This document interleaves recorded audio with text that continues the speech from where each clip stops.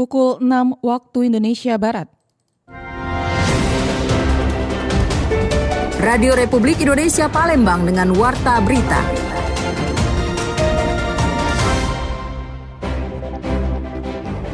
Mineral itu tetap harus terpenuhi. Jadi sebetulnya kalau misalnya waktu makan itu jadi berubah jadi cuma 2 kali sehari ya sebetulnya. Tapi seharusnya lebih dipadatkan artinya. Jadi maksudnya selain itu tadinya si anak itu sarapan pagi, kemudian makan siang, makan malam. Inflasi kita masih di bawah nasional 3,33. Khususnya masyarakat Sumatera Selatan juga sudah menjadi masyarakat yang stabil di dalam menentukan pembelian kebutuhannya.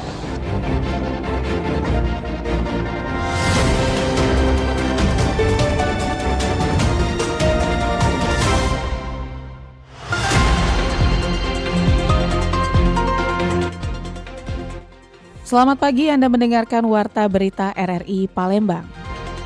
Sari Berita. Dokter Rumah Sakit Muhammad Husin tekankan kecukupan gizi anak dalam penyaluran MBG selama Ramadan. Pemerintah Provinsi Sumatera Selatan terapkan strategi 4T kendalikan inflasi jelang Ramadan dan Idul Fitri. Inilah Warta Berita selengkapnya edisi Sabtu 28 Februari 2026 bersama saya Ega Duyanti.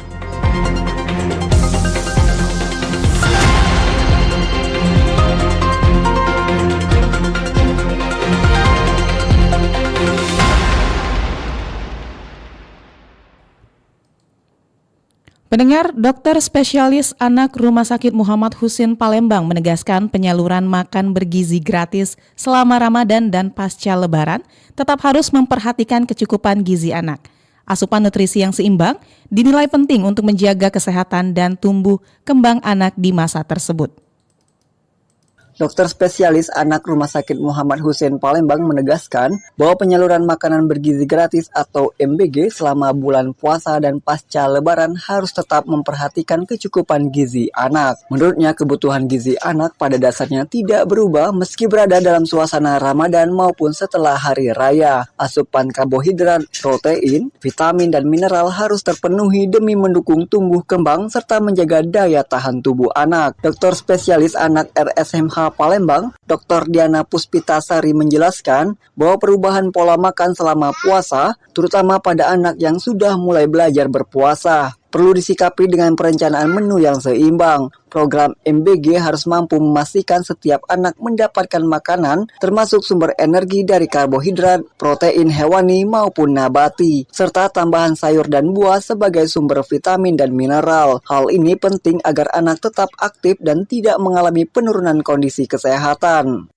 Kebutuhan makanan pada anak itu sebenarnya mau bulan puasa mau tidak bulan puasa itu sama saja, yaitu karbohidrat, protein, mineral itu tetap harus terpenuhi. Jadi makanannya ya tetap harus sama. Jadi waktu makan itu jadi berubah jadi cuma 2 kali sehari ya sebetulnya. Tapi seharusnya lebih dipadatkan artinya. Jadi maksudnya selain itu tadinya si anak itu sarapan pagi, kemudian makan siang, makan malam. Sekarang kan cuma 2 kali nih mereka makan, saat buka dan kemudian saat sahur. Ditambahkan Dian, pasca Lebaran juga menjadi perhatian karena pola konsumsi anak cenderung berubah dengan meningkatnya asupan makanan manis dan berlemak. MBG harus tetap mengedepankan prinsip gizi seimbang dan porsi yang sesuai dengan kebutuhan usia anak. Dengan pengawasan dan perencanaan yang baik, program MBG diharapkan mampu menjaga kualitas asupan gizi anak baik selama Ramadan maupun setelah perayaan Idul Fitri. Dari Palembang, Sumatera Selatan, Muhammad Irfan, Pro 1 RRI terus mengudara untuk Indonesia. Sementara itu, pendengar, penyaluran program makan bergizi gratis atau MBG di Sumatera Selatan disesuaikan selama bulan suci Ramadan. Pemerintah menerapkan sistem distribusi rapel setiap 3 hari sebagai langkah adaptif agar program tetap berjalan tanpa mengganggu ibadah puasa penerima manfaat. Jika pada hari biasa MBG dibagikan setiap hari dalam bentuk makanan siap saji, selama Ramadan bantuan disalurkan dalam bentuk paket sehat atau menu kering.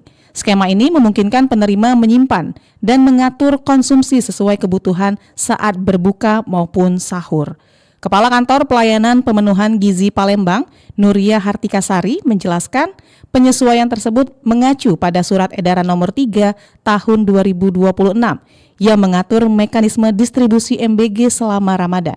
Dalam edaran itu, pemerintah menyiapkan 3 alternatif metode penyaluran yang dapat disesuaikan dengan kondisi lapangan. Distribusi makan bergizi hari ini dilaksanakan untuk hari pertama peserta didik di sekolah, karena kan hari ini hari pertama masuk sekolah di bulan Ramadan. Jadi dari beberapa mekanisme sesuai dengan Surat Edaran Nomor 3 Tahun 2026, itu jadi ada 3 alternatif untuk pendistribusian MBG di bulan Ramadan. Salah satunya pengiriman paket bundling, paket kemasan sehat makan bergizi itu yang dikirimkan ke penerima manfaat di dalam 3 hari ke depan. Seperti Melalui skema ini, pemerintah berharap program MBG tetap optimal dalam memenuhi kebutuhan gizi masyarakat selama Ramadan, sekaligus selaras dengan pola aktivitas dan waktu konsumsi penerima manfaat. Dan pendengar, berikut kita dengarkan ragam komentar masyarakat. Harus tetap berjalan program MBG-nya, terus dibagi sesuai dengan menu-menu Ramadan biar tetap berjalan sesuai dengan mestinya. Ya, semoga cepat berjalan terus ya, karena bisa dimanfaatkan saat berbuka dan menunya disesuaikan. Dan pendengar, menyesuaikan masa kegiatan belajar mengajar selama Ramadan, SPPG dituntut beradaptasi dalam menyajikan menu khusus bagi penerima manfaat MBG termasuk pasca Lebaran. Lalu bagaimana strategi tersebut dipandang dari sisi kebijakan publik? Berikut wawancara Maulana bersama pemerhati kebijakan publik Emi Sumirta. Ya Pak Emi, ini kan dalam suasana Ramadan nih. Nah, seluruh satuan SPPG dalam penyaluran MBG kan melakukan perubahan menu nih. Nah, menurut Pak Emi sebagai pemerhati kebijakan publik nih Pak, dengan situasi atau kondisi yang saat ini Pak Emi lihat seperti apa Pak? Iya, kita tetap dukung program dari pemerintah pusat mengenai makan bergizi gratis, tapi SPPG harus menjadi catatan dengan pola menu yang berbeda saat Ramadan ini. Ya, yang jelas tidak mengurangi dari nilai gizi ya? Yang ditetapkan, baik itu nilai gizi maupun nilai secara uangnya kan sudah ditetapkan. Oh iya. Artinya ya menu yang disajikan itu tetap dengan nominal yang sudah ditentukan. Dengan nominal yang telah ditentukan. Kita juga banyak mendengar keluhan-keluhan dari baik itu secara langsung dari warga masyarakat maupun dari media sosial. Dengan bergantinya pola menu di Ramadan ini banyak SPPG yang nakal. Iya, dalam tanda kutip ya Pak. Iya, dalam tanda kutip secara nominal tidak seperti yang ditentukan oleh pemerintah. Kalau Pak Emi lihat sendiri ini kan sudah ada seminggu lah mungkin ya momen Ramadan ini. Nah, menu-menu yang disajikan oleh SPPG ini rata-rata seperti apa Pak? Ya, berdasarkan sepengetahuan kami, baik itu secara langsung maupun media sosial, ya kita berharap sesuai dengan namanya yaitu makan bergizi. Nah, artinya tidak mengurangi gizi yang terkandung di dalam menu yang disajikan. Yeah. Baik itu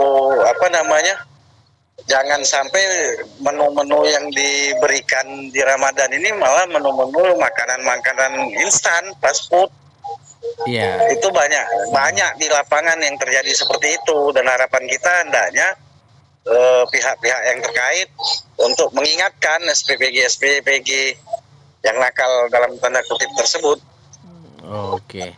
Mungkin kalau dari sisi pengawasannya sendiri nih Pak, baik dari instansi terkait maupun dari satuan atau Badan Gizi Nasionalnya sendiri, saat ini Pak Emi lihatnya seperti apa Pak? Masih lemah, perlu ditingkatkan lagi. Mungkin banyak pola yang bisa diterapkan untuk mengontrol, dan masyarakat juga bisa melakukan kontrol sosialnya, karena ini menggunakan anggaran negara yang dibayar oleh pajak rakyat Indonesia secara keseluruhan. Artinya masyarakat punya kewajiban untuk mengawasinya. Salah satunya memerintahkan SPPG untuk mencatat nilai nominal setiap menu yang disajikan di dalam paket atau kantong atau berupa apapun bingkisan yang diberikan kepada siswa itu dengan nilai, misal harga susu nominalnya berapa, telur nilainya berapa, sehingga tidak menjadi fitnah juga bagi SPPG yang memang patuh kan begitu, dan menjadi catatan khusus bagi SPPG yang dalam tanda kutip nakal tersebut. Oke. Nah, terus gimana Pak Emi? Menurut Pak Emi ini mungkin pesan kepada instansi terkait BGN maupun SPPG dalam melakukan perencanaan yang tepat lah untuk pasca Lebaran, ketika para siswa mungkin baru masuk sekolah, mungkin harus melakukan apa nih biar menu yang disajikan itu benar-benar tepat, memang bergizi dan memang diminati oleh siswa. Catatan yang paling pertama, kita tahu mungkin kebiasaan masyarakat di Indonesia khususnya ketika momen Lebaran itu hari besar, untuk menu-menu yang dari daging diganti. Karena kenapa? Ya rata-rata di rumah masing-masing sudah makan daging selama seminggu kurang lebih, itu semenjak 2-3 hari sebelum puasa dan sebelum Lebaran dan pasca Lebaran kan begitu. Mungkin diganti dengan menu ikan atau yang pengganti daging lah. Jadi perencanaannya seminggu setelah Lebaran itu kita harapkan SPPG itu untuk menu yang disajikan jangan menggunakan menu daging. Karena di rumah masing-masing masih daging. Yang kita harapkan melalui BGN, kita maklumi dengan keterbatasan tenaga untuk pengawasan yang ada, hendaknya proaktif dan melibatkan masyarakat banyak atau organisasi kemasyarakatan, sehingga tidak ditemui lagi SPPG yang nakal dalam tanda kutip, dan program ini bisa berjalan dan didukung oleh masyarakat banyak. Tapi kita tahu karena program ini baru, pro kontra terjadi di masyarakat, itu niat baik dari pemerintah bisa kita hargai dan kita dukung jika di lapangan itu memang berjalan dengan baik. Oke ya, terima kasih Pak Emi atas waktu dan kesempatannya. Oke, terima kasih, sama-sama. Selamat pagi Pak Emi, salam sehat. Selamat pagi, selamat berpuasa. Assalamualaikum warahmatullahi wabarakatuh. Oke, terima kasih pendengar. Demikian wawancara singkat saya bersama dengan Bapak Emi Sumirta selaku pemerhati kebijakan publik Sumatera Selatan dari Palembang. Muhammad Maulana, Pro 1 RRI terus mengudara untuk Indonesia. Anda masih bersama Warta Berita RRI Palembang.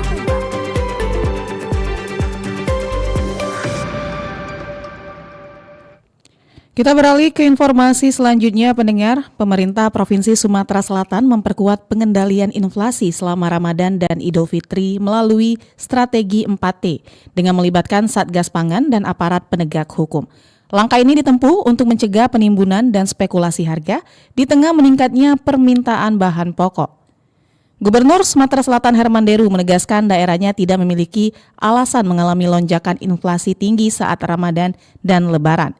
Inflasi tahunan Sumsel tercatat 3,33%, naik dari 2,91%, namun masih berada di bawah rata-rata nasional sebesar 3,55%. Inflasi kita masih di bawah nasional dan angkanya berapa, Bu? 3,33. Masih di bawah nasional. Nasional 3,55. Artinya masyarakat Sumatera Selatan juga sudah menjadi masyarakat yang stabil di dalam menentukan pembelian kebutuhannya. Tidak ada panik-paniknya. Ini yang kita banggakan. Masyarakat Sumatera Selatan sudah sadar berekonomi. Untuk mengantisipasi kenaikan permintaan, pemerintah mengintensifkan operasi pasar murah dan pengawasan distribusi. Strategi 4T yang diterapkan meliputi tepat komoditas, tepat lokasi, tepat waktu, dan tepat sasaran guna memastikan intervensi berjalan efektif. Dengan dukungan produksi dan distribusi yang lancar, Sumsel optimis stabilitas harga tetap terjaga. Pemerintah juga memastikan pengawasan dan intervensi pasar terus dilakukan agar masyarakat dapat menjalani Ramadan dan Lebaran tanpa gejolak harga. Dan kita ke informasi selanjutnya, pendengar. Tim Kunjungan Kerja Komisi 4 DPR RI menggelar pertemuan membahas penataan penguasaan tanah dalam kawasan hutan atau PPT-PKH. Pertemuan ini dilakukan untuk memperkuat penataan dan kepastian hukum penguasaan lahan di kawasan hutan.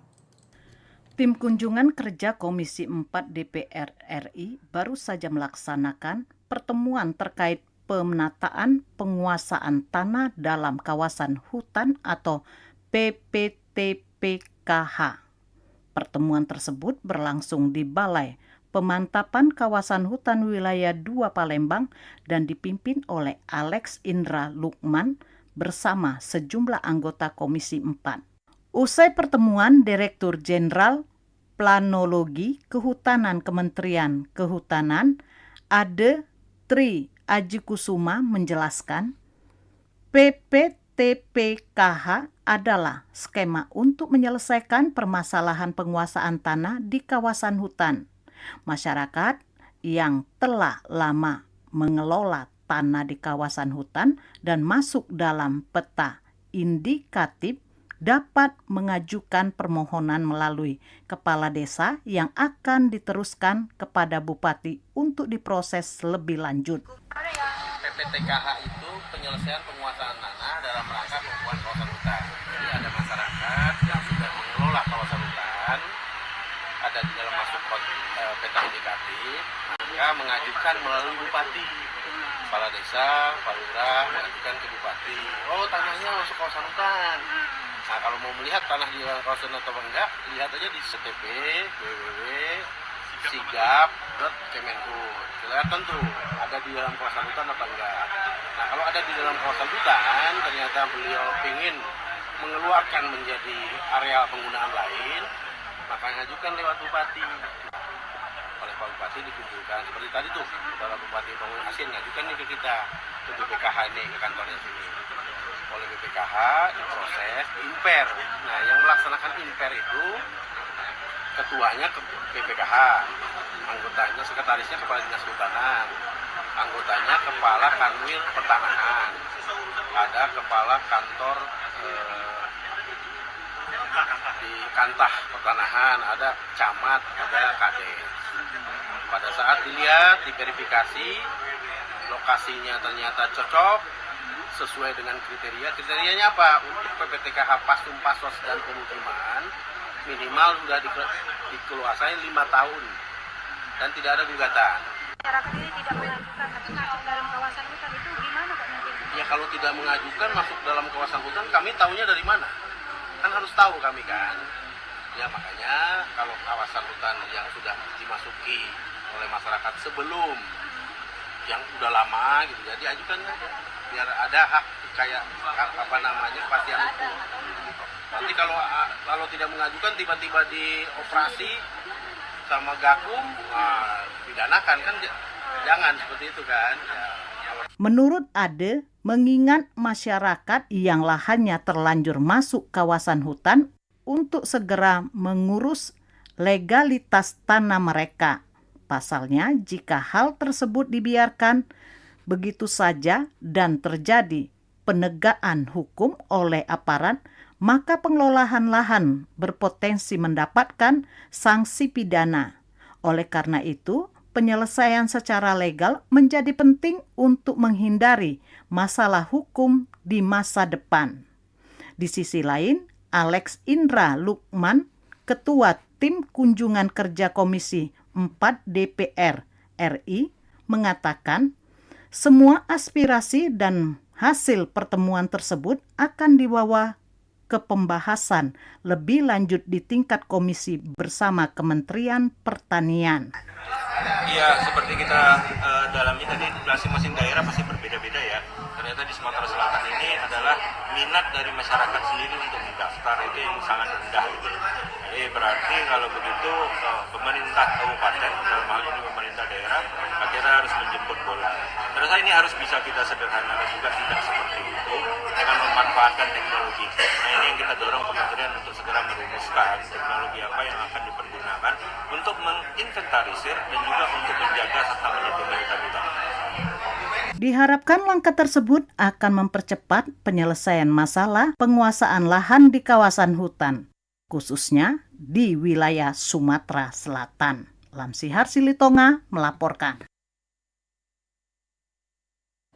Pendengar, warta berita ini disiarkan secara langsung melalui RRI Programa 1 Palembang, frekuensi 92,4 FM, dan disiarkan juga melalui streaming YouTube Pro 1 RRI Palembang dan aplikasi RRI Digital yang bisa diunduh melalui Play Store dan App Store. Anda masih bersama Warta Berita RRI Palembang.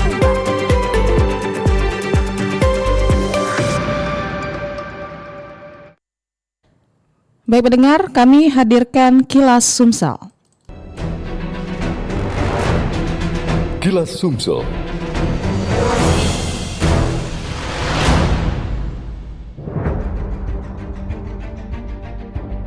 Mantan Gubernur Sumatera Selatan 2 periode Alex Nurdin meninggal dunia pada Rabu 25 Februari 2026 sekitar pukul 13.30 waktu Indonesia Barat di Rumah Sakit Siloam Semanggi, Jakarta. Kepergian tokoh pembangunan Sumsel tersebut meninggalkan duka mendalam bagi masyarakat. Sehari kemudian, Gubernur Herman Deru memimpin upacara pelepasan jenazah secara kedinasan di rumah duka di Jalan Merdeka, Palembang. Keluarga yang diwakili Dodi Reza Alex Nurdin menyerahkan prosesi pemakaman kepada pemerintah Provinsi Sumsel dan almarhum dimakamkan di TPU Kebun Bunga Palembang sebagai penghormatan atas jasa dan pengabdiannya.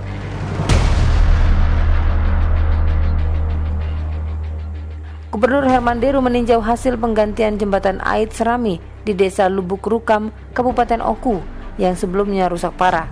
Jembatan baru sepanjang 20,6 meter itu dibangun menggunakan APBN Sumsel untuk memperlancar mobilitas warga. Pemerintah berharap infrastruktur ini mampu mendukung arus logistik dan aktivitas ekonomi desa.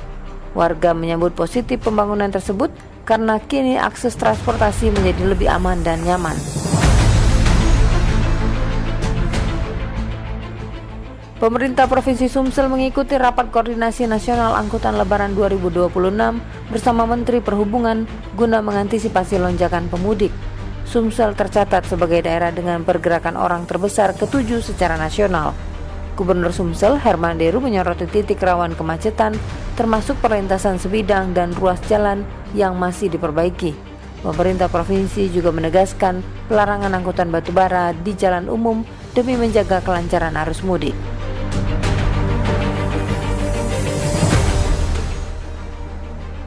Pemerintah Kabupaten Banyuasin menggelar operasi pasar murah di Desa Telangsari untuk menjaga stabilitas harga selama Ramadan hingga Idul Fitri. Sejumlah komoditas dijual di bawah harga pasar guna menekan inflasi dan menjaga daya beli masyarakat. Warga memadati lokasi sejak pagi dan mengaku terbantu dengan harga yang lebih terjangkau. Pemerintah memastikan kegiatan serupa digelar bertahap di beberapa kecamatan lainnya.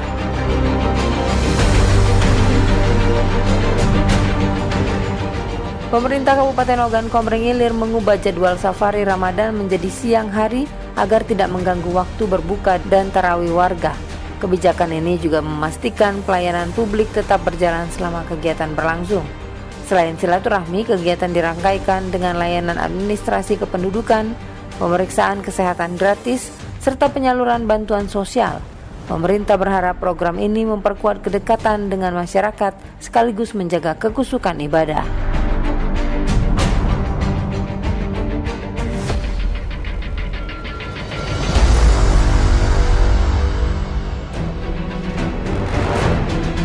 Kilas Sumsel.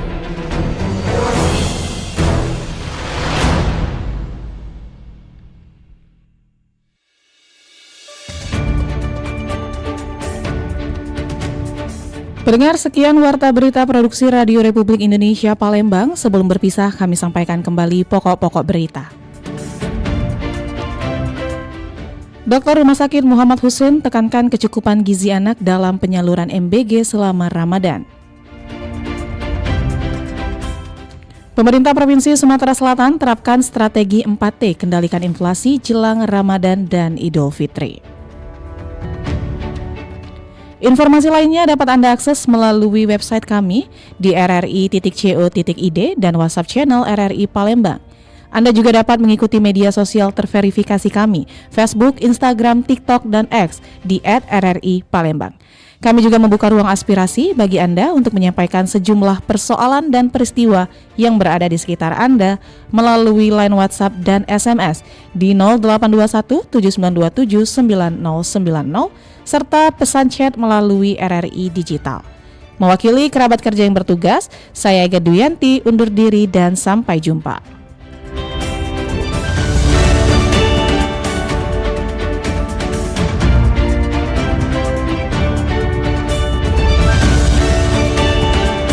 Demikian Warta Berita Radio Republik Indonesia Palembang.